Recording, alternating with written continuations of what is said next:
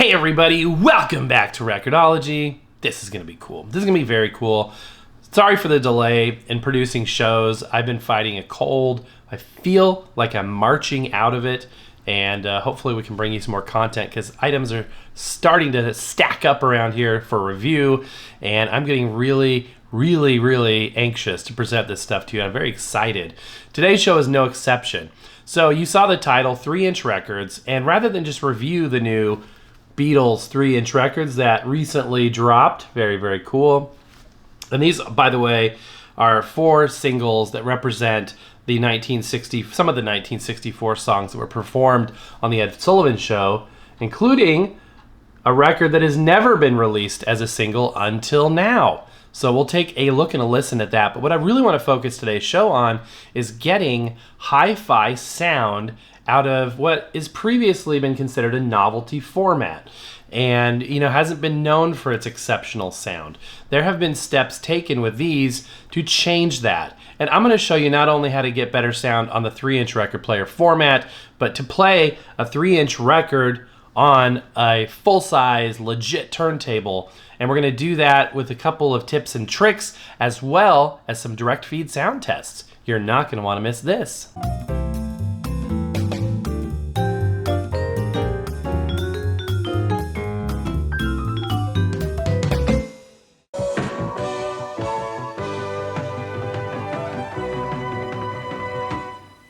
Yeah, this is a fun format. It's something that I never thought I would get into, and it just sort of happened. And I'm thankful for that. It's not something I'm like on the daily looking for more of, but sometimes cool new stuff makes itself available, and go for it. And received gifts, and that's always a helpful way to build a collection. So I featured this format a number of times, and you may be saying, well, what's different this time?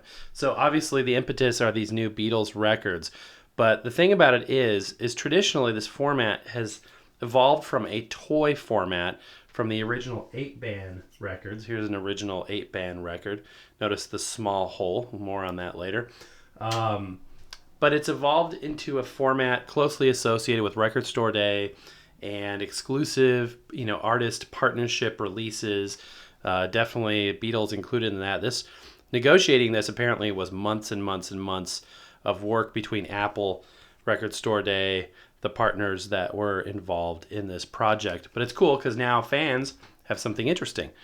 And by the way, if you can go to Ringo Starr's Twitter feed, he was at the Record Store event out in Amoeba Music in Los Angeles, and there's a picture on his Twitter feed holding these up, but they don't say anywhere what they are. So everybody in the comments is like, what are those CDs? They don't even know what it is. So hopefully they'll find this video and find out about it. So the format has sort of morphed into something that, can sound better, but it's still been plagued with a lot of wow and flutter. And with these new Beatles releases, they wanted them to sound as good as possible. So I'm going to show you how they accomplished that. And I'm also going to give you a direct feed sound test with the 3-inch players. I've got 3. That's the RSD, RSD3. That was the first one that Crosley released. This is the RSD 2020. Both of those have moving magnet cartridges. And then this is the Mini Cruiser with a ceramic, but it does have stereo speakers. So it's a cool and it's a fun thing, but we're going to check it out. We're going to listen to a direct feed on that. Then I'm going to show you how to get the best sound possible with a higher end turntable. Now, looking a bit closer, it's not hard to see that part of the draw of this is the tactile aspect, the colors of the records. Here's a Post Malone record. The stuff that comes with it, they usually come with posters, miniature sleeves, and it's the whole thing. It's just a whole tactile thing. Here's an insert from the old 8-band record that I have. And by the way, who's producing these records now, you may say? It's actually being produced by 2 factories, from what I understand. It could be wrong, but what I understand is 2 factories. One of them, I believe, is the original factory that partnered with 8-band in China. And the other one is a factory in Canada. The discs themselves are an ABS 3-inch slug. And the reason why I say it's a slug is it's not originally manufactured. You can see the what do you call those things? The flash marks, I guess, of the ABS disc. And then it is a composite of vinyl over the top of that. But it's not a thin composite. talking to the powers that be, I learned that the composite, the laminate, I should say, is thicker than a flexi disc, but thinner than a regular record. And it is put on top. So you get a nice deep groove. It's not a shallow groove like you would have on a cheaper embossed record or a stamped advertising disc or something like that. So the groove depth is there. They're 33 1/3 RPM. They're one-sided for the most part. And yeah, that's the format. They apparently make them in like a 5 or 6 inch disc and then cut out the middle to make this. It would be harder to control the quality of the sound if they were made from this size to begin with. So any variance that you experience during the manufacture process will be more pronounced with the finished product. So something to be aware of there. And they're mindful of that, which is cool. So they're working to make it better and better and better. Now, I talked about the hole size. Where does that come into play? And why do some of them have large holes, some of them have small holes? So like I said, the original 8-band record had the smaller hole. And that was done for aesthetic reasons to make it look proportionately like an LP record.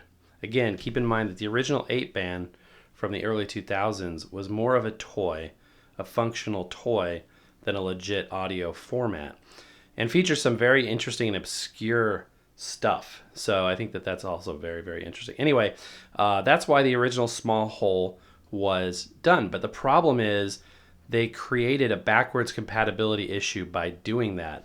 And as you can see, all three of these units have the spindle hole that is compliant with the original 8-band record.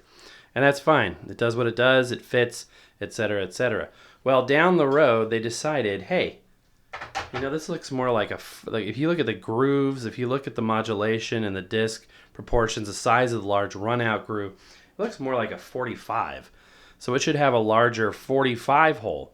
And so they put the larger 45 hole on it. And I think aesthetically, yeah, maybe that does look better. And they would have to then provide an adapter, which they do with the players, as you can see right there. There's the adapter. It kind of looks like a Spider 45 adapter, and you put it on just like that. And in theory, you're all set to go with both size holes. All right, I love to point these out when I get the chance. So these are two custom-made records. Both of them feature these cool RCA Victor Bluebird sleeves. This one even has the label. These are real. I mean, they really work. They're made from a 3-inch CD, and they are cut via an embossing head on a cutter, on a vinyl record cutter. And it's functional, and it works. It's very, very cool. And what a novelty item to have. That is really, really neat. And I love the sleeve, of course, with everything is shrunk down from the original size. This one has a collection of Three Stooges intros, like the sounds, the music from the intro, and also features a sleeve. I love the RCA Brain. That's my favorite all-time. I actually did a show years ago about sleeves, nothing but sleeves, and they made some very interesting ones back in the day. But the RCA Magic Brain, I think it was a changer. It flipped records and stuff. It was crazy. Very, very cool. Anyhow, so that brings us to this point in the presentation. I wanted to kind of go in a little deeper on the sound quality. So with the adapter, you could put your 3-inch record on the smaller spindle hole, but there was a little bit of movement there, as you can see. Let me move this up closer. This is my favorite 3-inch record player I have, just because it's just visually stunning. It's gorgeous. And if you've never seen this before, it's got a moving magnetic cartridge. It's got the Audio-Technica 3600L, the same one that's on much higher end turntables. It's got a functional pitch slider, built-in speaker, and if you look around, it's got the same motor as a full-size turntable, 5-volt power supply, so you can power this off of a battery pack or a wall wart, and it's got a headphone output, a real counterbalance. I mean, this is a legit 3-inch record player. So with this little bit of wobble and the tolerances that I was talking about earlier, it was having some wow and flutter. So what they did is they came out with a tighter, slightly larger adapter, which did improve the issue. The problem was, because it was a little bit tighter, the discs had a tendency to hang up on them and not go all the way down to the platter. And that made a new situation appear where people would put the stylus on and the record wouldn't spin because it was dragging because it was being held up by the tighter adapter. So that's the issue right there. That brings us full circle back to these Beatles releases, which we're going to open right now. And I'm going to explain to you how they mitigated all those issues and gave us better sounding 3-inch records. Man, I'm excited for this. I've been waiting to do this for over a week now because that's about how long ago I received these. So the one thing that drives me nuts about this format is they release it in a box, which isn't a problem, but they put this sticker here and you kind of have to destroy the sticker to open it, and then it looks kind of janky once you've done so. But that's how you can tell that it hasn't been tampered with. Inside a 3-inch record, you usually get a poster, mini poster, I should say. So let's see. Oh, I think I know what this is. This is a famous picture. That is cool. That's going up on the wall. That's really cool. So again, part of that tactile thing. Then you get the jacket and then the record. Now, wait a minute. This looks different. What? Is that an LP-sized hole in the record? How are you going to play this on a 3-inch record player? How are you going to play this on the ones we were just looking at? Oh, we'll find out in just a minute. But anyway, look at the label. I love the swirl label. Very, very cool. And let's keep going down the line. Sometimes these even come with little plastic slip sheets. These ones don't appear to. Ed Sullivan. All right, this is cool. I like the orange and black. Orange is my favorite color, so I already like it. And if we look there, similar. It's actually, no, it's a similar label. The color's different. So it's orange. That one was red. And a different poster. Awesome. They're the boys in Washington, D.C. This is so, so cool. It's just fun. It's fun. And, you know, you talk about anything, and there's going to be some guy out there that's like, well, that's the dumbest way to listen to music. Why would you do that? You know, my XYZ format or player is much, much better. It's not just about the sound quality always. You know what I mean? Get the best sound quality you can, which is what they're trying to do here. But at the same time, have fun. Have fun. People have such a hard time having fun. Oh, that is cool. I love that. Like a concert poster. Here come the fabulous The Beatles. American Tour 1964. That is so cool. I would frame all of these. I wonder if there's a frame in this size. And then we've got this. This, Till There Was You, is the very first time that this song has been issued as a single ever in the history of the Beatles. True story. So if you want the first ever, and I'm waiting for Parlogram Auctions to jump on this. So far, I don't think he's done a video on this. I might send him a link to this. I'm sure he's aware of it. He's aware of everything Beatles.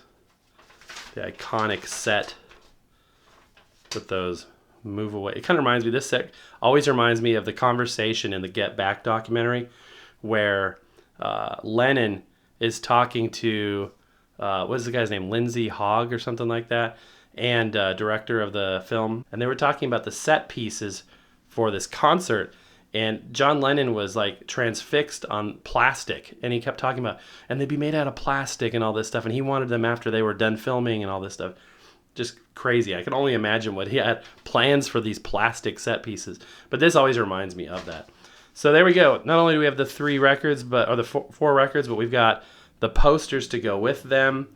And yeah, so let's do a sound test now. I'm going to do a direct feed. Obviously, the speakers on these are going to sound small, and they do. This one has stereo speakers. The other ones have mono speakers. We're going to skip that, and we're just going to make it sound as good as possible. So we're going to do an A-B comparison with this player, moving magnetic cartridge, those records, and then we're going to show you how to get the best sound possible from those same records on a higher end turntable. Okay, so with that new small hole, this is out, but we still have to deal with this, and obviously that's a problem if the hole now is too big and that adapter isn't going to work. So now they have these adapters. These are LP adapters that take that small 8-band hole and make it larger. Apparently there's 2 versions of this adapter and one is silver to match a typical spindle, and one is black. Apparently the black ones are a bit tighter, a little bit better fit. It's ridged. I kind of like that. And there. So now we're able to play this new LP-sized whole record on here. But the real reason for having that larger hole, or that smaller hole, this size hole, is so that you can play it on a regular record player and sort of delete these players from the equation and start to think of this as a format that we can get some noticeably better sound with.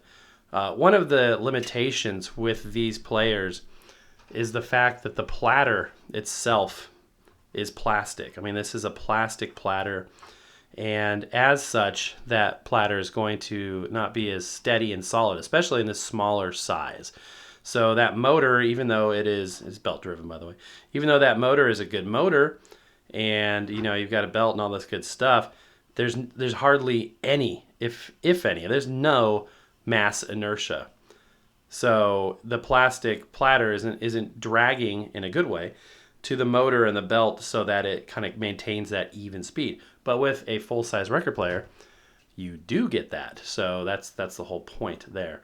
So let's go ahead and do a direct feed with this guy, and then we'll hook it up to a full-size turntable and compare the two. And when we do hook it up to the full-size turntable, I'm going to show you how to get the best sound possible to maximize things such as tracking force and head alignment and all that stuff. Should be fun.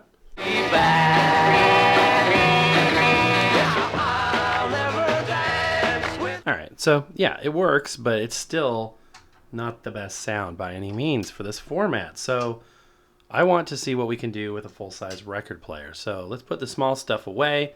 Let's get out full-size turntable. Okay, got the C100, and I think that would make sense for this video. But this, what we're going to talk about here, you can make these adjustments on any manual turntable that have these settings. So it will translate to other makes and models. So now our 3-inch record with an LP-sized hole can go right on a record player turntable with no adapter.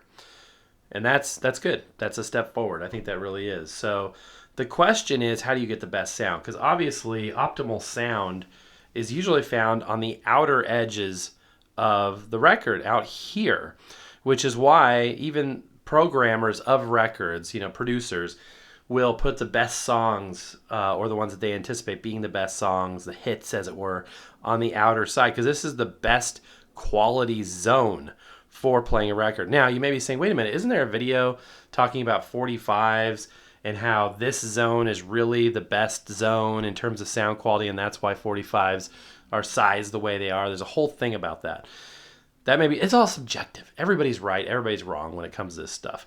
But typically, the settings are optimized in this zone. So that's things like tracking, head alignment, azimuth, everything it's a sliding scale. It's a gradual scale. And this is not the optimal zone. And that's where all the music is going to be on a 3-inch record. Even things like the tracking force are different in this area versus this area. So basically, we're going to do the normal settings and adjustments. We're just going to do them for this area. That's what it's nothing. There's no rocket science here, but we just want to see what the best sound possible that we can get out of there. Now, let's start by looking at the head shell alignment. Now, to begin with, you can see that the tracking angle is really off, because right now it's kind of pointed in this direction, and clearly it needs to be angled like that. So what I'm going to do is I'm going to make a crude adjustment by just rotating this. That looks like it's much better. Again, these are crude adjustments. We're just experimenting here. So that's a big one. The next thing I want to do is see about the anti-skate and what setting we need at this part of the platter. Like I said, we're in the middle of things where we normally aren't considering the sound properties of a record at this point.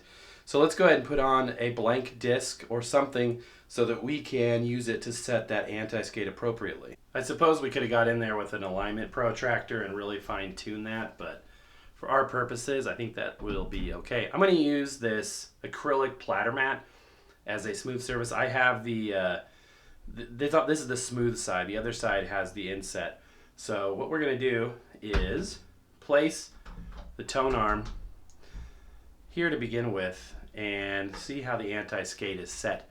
Currently, it's pulling in towards the middle a little bit, but again, we're going to be out here, over here. We need to apply more anti-skate. So it's set at 2 right now. I'm going to go up to 4 and see if that's enough. And it looks like that's good.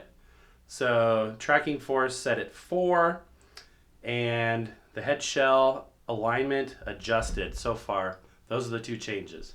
So how about the tracking force? Let's go ahead and clear this out here. First, let's measure it out here.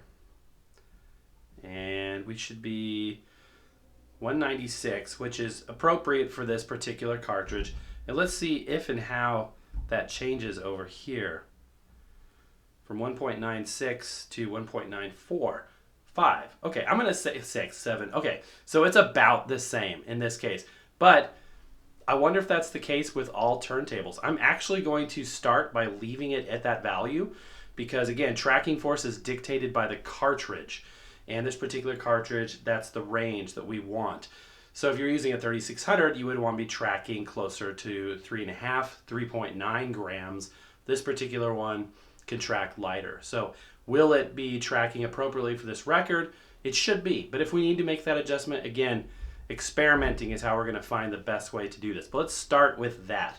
So to summarize, the adjustments we made were a manual visual adjustment to the head shell alignment, the cartridge alignment. We increased the anti-skate from 2 to 4, and we verified that the tracking force was consistent and appropriate for the cartridge, knowing that we may want to add a little bit more tracking force to increase the sound quality. Time to do a direct feed with this turntable now and see how it compares to the 3-inch player from earlier. What I'm going to do is kind of do a little back and forth between the two during this, and you'll be able to see and hear which one sounds like what. As always, because I've got a line output coming from here using the built-in preamp, I'm using my headphone amplifier as a pad, recording on the Zoom H2N at CD quality audio wave format. It will obviously be dumbed down in YouTube, but it'll give you a good idea. You'll still be able to hear it. And to begin with, let's start with I Want to Hold Your Hand, featuring an LP-sized hole on an LP record player. Oh, please, say to me. No, I never heard it at all. But now she says she knows I turn her to Dawn and you. All right, my friends, and that is going to do it. If you are interested in these records, it's a bit tricky now because they did sell out. They were limited edition, which makes it fun. That's what the whole hobby's about, right? I didn't even know if I was going to be able to get these. Thankfully, I was able to do so, and I'm excited to tell you that there's more coming in terms of the 3-inch format, and it's definitely something that's not dying off. I had thought, maybe a year or so ago that maybe we had seen sort of the spike of this odd format, but I'm happy to say that no, more is being planned. Last year we had Rolling Stones, this year we've got Beatles, and I'm not sure what the plan is in the future other than that they're still working on it, and I think that that's really, really cool. As you know as well, probably, that there was a Beatles 3-inch record player that almost instantly sold out. Now is going for crazy prices on eBay like these are, which I wouldn't necessarily recommend paying. And I'm hoping to somehow find one of those. I'm not sure if or how that will happen, but if I'm able to get my hands on it, I will present that to you as well, and we'll give another listen to these on there. So, and it does have a little bit of changes. Superficially, it looks very similar with an overlay of the Beatles artwork, but there are some actual changes to it. So I would like to talk about that. So where do you find 3-inch records? It's a question that everybody asks. eBay, some record stores carry them, not a lot, but they will carry some. You can look on Amazon, I think from time to time we'll have them. I know Discogs now allows you to filter by 3-inch records, so there are ways to get them. They're not as easy to find as regular records. And overall, even though we are getting fantastic sound out of these now, I think that it would be considered a novelty format to a degree because it's a truncated song. It's not a full song. I don't know if I see people saying, I really want to listen to She Loves You and go for this first instead of streaming or a CD or a regular vinyl record. But they're fun. They're very interesting. They're collectible. Kind of has a little bit of that hip pocket vibe. You know, you could trade them, collect them, you know, all that kind of cool stuff. So anyway, my friends, I hope you enjoyed this. Sorry for the long-winded outro. Lots more coming your way soon, but that's going to do it for today. So happy record hunting, and we'll see you soon.